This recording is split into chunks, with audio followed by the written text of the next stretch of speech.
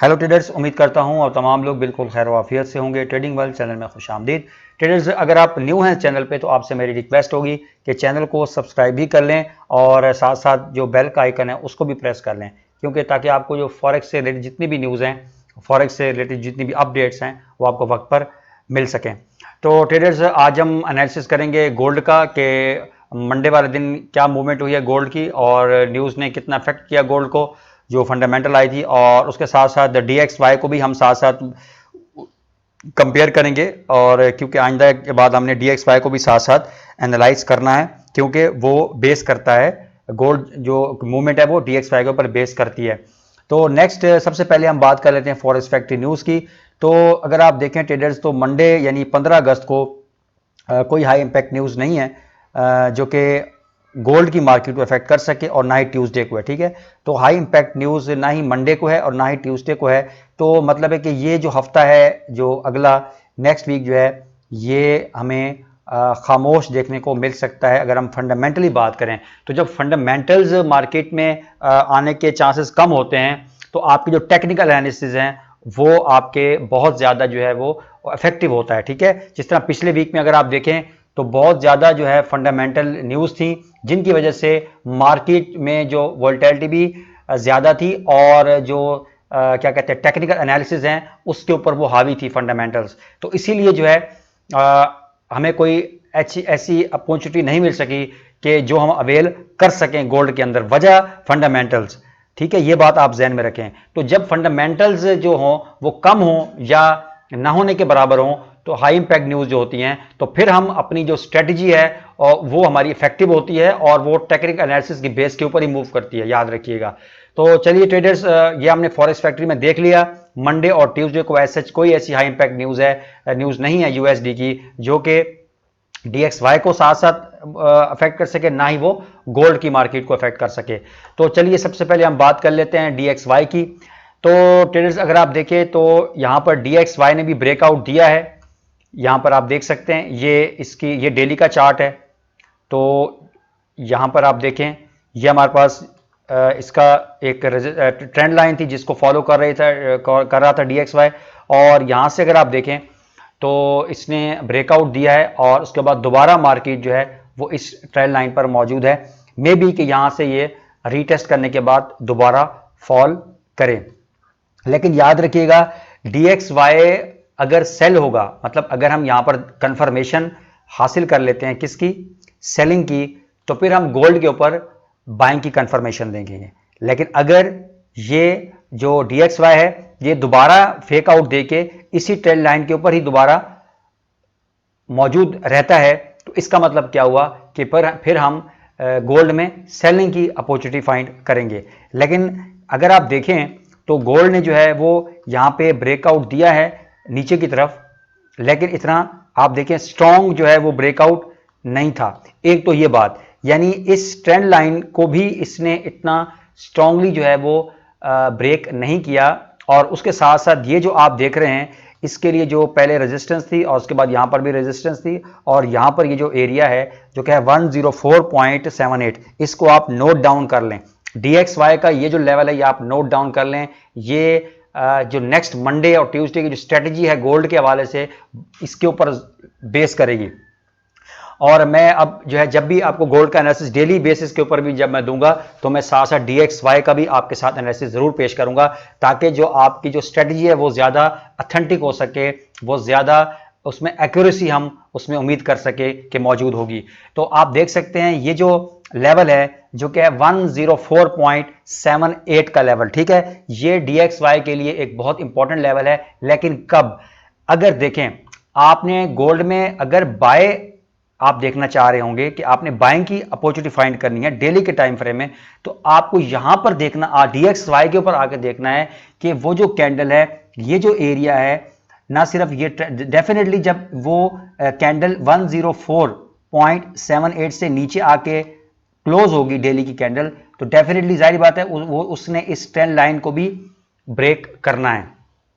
तो जब तक DXY जो है वो 104.78 के ऊपर मौजूद है, आपने जो है वो गोल्ड में सेलिंग की अपॉर्चुनिटी फाइंड करनी है। लेकिन अगर DXY जो है मंडे वाले दिन या ट्यूसडे वाले दिन डेली की जो कैंडल है वो 104.78 से नीचे आके क्लोजिंग देती है तो फिर हम गोल्ड में बाइंग की अपॉर्चुनिटी फाइंड करेंगे। तो ये आपने साथ साथ गोल्ड के साथ साथ DXY को हमेशा मॉनिटर रखना है। तो फॉरेक्स फैक्ट्री में हमने देख लिया कि मंडे और ट्यूसडे को जो है ऐसी सच कोई न्यूज़ नहीं है जो कि गोल्ड की मार्केट को या DXY को अफेक्ट कर सके, क्योंकि फंडामेंटल जो है वो टेक्निकल एनालिसिस को ओवरकम करते हैं और वो जो है हमें इस चीज़ का हमेशा मेरा मतलब है कि ध्यान रखना है कि फंडामेंटल अगर नहीं है तो इसका मतलब यह है कि हम जो टेक्निकल एनालिसिस कर रहे हैं तो वो जो स्ट्रेटजी होगी वो यकीनन उसमें काम ज़रूर करेगी। तो एनी हाउ आप ये देख सकते हैं कि DXY ने इस ट्रेंड लाइन को ब्रेकआउट तो दे दी, यानी ये वेडनेसडे वाले दिन, फिर थर्सडे वाले दिन डॉजी बनी और फिर ये फ्राइडे वाले दिन एक बुलिश कैंडल बनी, लेकिन ये इतनी स्ट्रॉन्ग कैंडल नहीं है। तो हम उम्मीद यही कर सकते हैं कि DXY की जो डेली की कैंडल है वो 104.78 से नीचे क्लोजिंग अगर दे तो ये एक ब्रेकआउट भी हो जाएगा DXY के लिए और साथ साथ रीटेस्ट भी हो जाएगा। तो अब हम चलते हैं गोल्ड में और हम देखते हैं कि कौन सी ऐसी अपॉर्चुनिटी है ट्रेडिंग जो हमें मंडे को हमें मिलने वाली है।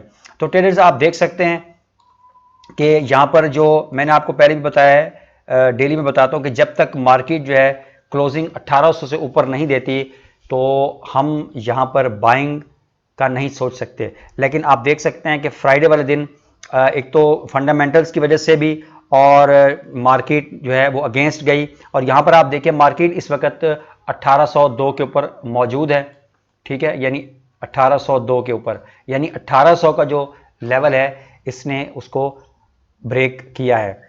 तो अब यहाँ से सबसे पहले तो हम यहाँ पे एक रेजिस्टेंस जोन क्रिएट करेंगे जो कि गोल्ड के लिए रहने वाला है डेली का, ठीक है। तो यहाँ से हम एक रेजिस्टेंस जोन क्रिएट करेंगे, ठीक हो गया। ये आपने अपनी चार्ट के ऊपर ज़रूर ड्रॉ कर लेना है।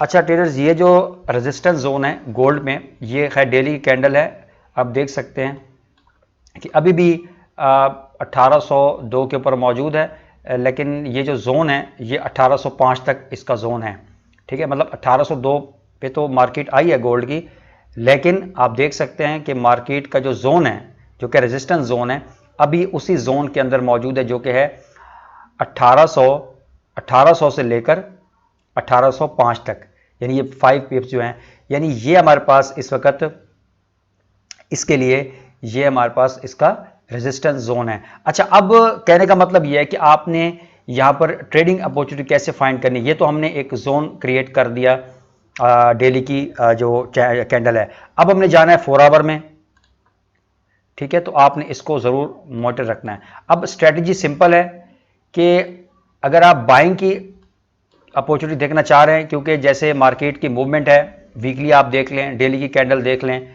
तो 4 आवर में डेफिनेटली फिर हम बाइंग की अपॉर्चुनिटी फाइंड करेंगे। तो यहाँ पर स्ट्रेटजी ये है कि आपने ये देखना है कि ये जो जोन है यानी 1805 तक ये जोन है, ये ज़हन में रखिएगा, यानी 1800 से लेकर 1805 ये जोन स्ट्रांगली ब्रेक करती है, एक स्ट्रॉन्ग बुलिश कैंडल बनती है, छोटी कैंडल नहीं, ठीक है, स्ट्रॉन्ग बुलिश कैंडल बनती है इस रेजिस्टेंस जोन के ऊपर जो कि है 1800 से लेकर 1805 तक का। उसके बाद दोबारा आपने रीटेस्ट का वेट जरूर करना है, ठीक है, फेक आउट भी हो सकता है, दोबारा मार्केट अपने इस लेवल में आ सकती है।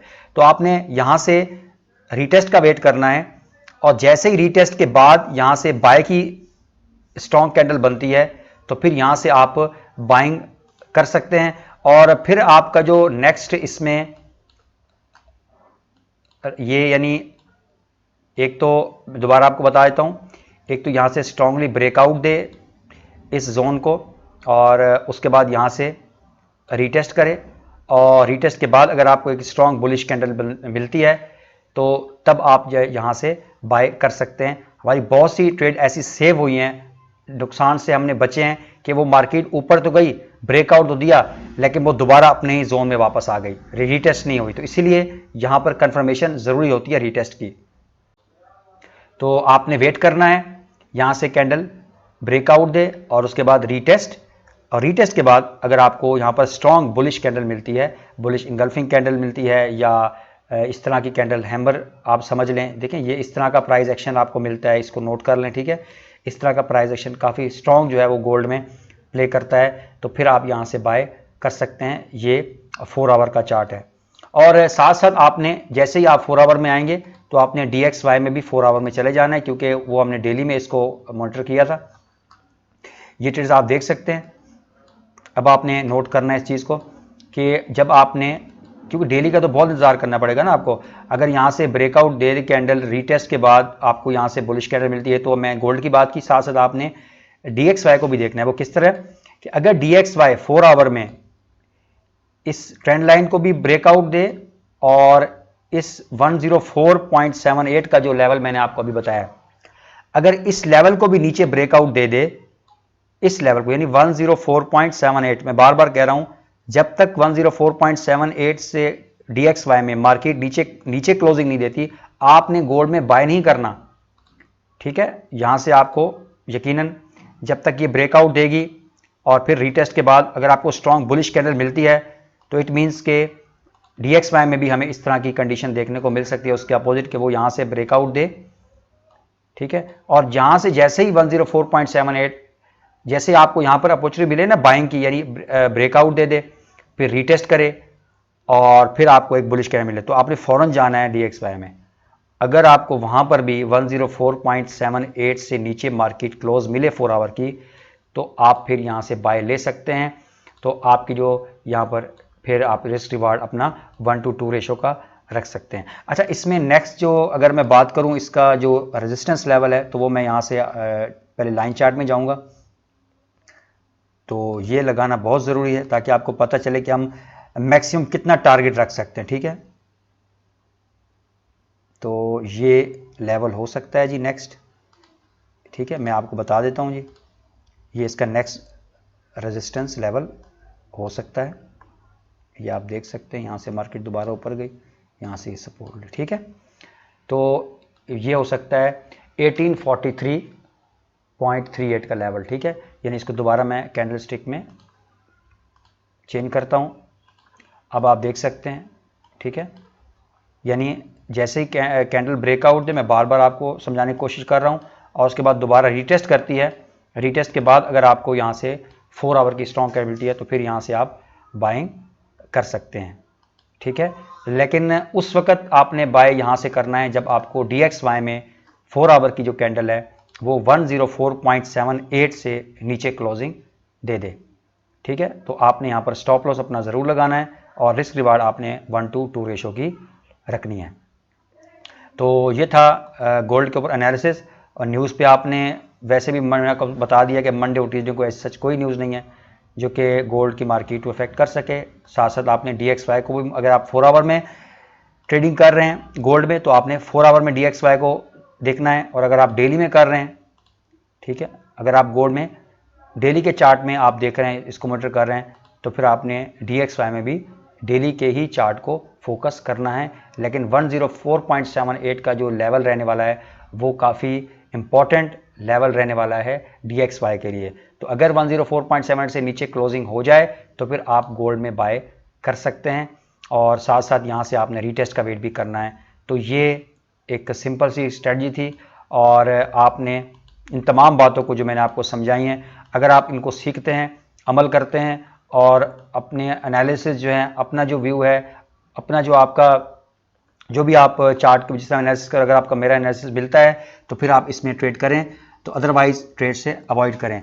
तो आपसे लास्ट में हमेशा की तरह रिक्वेस्ट कि अगर आप न्यू हैं तो चैनल को ज़रूर सब्सक्राइब भी कर लें, और दुआओं में ज़रूर याद रखिएगा।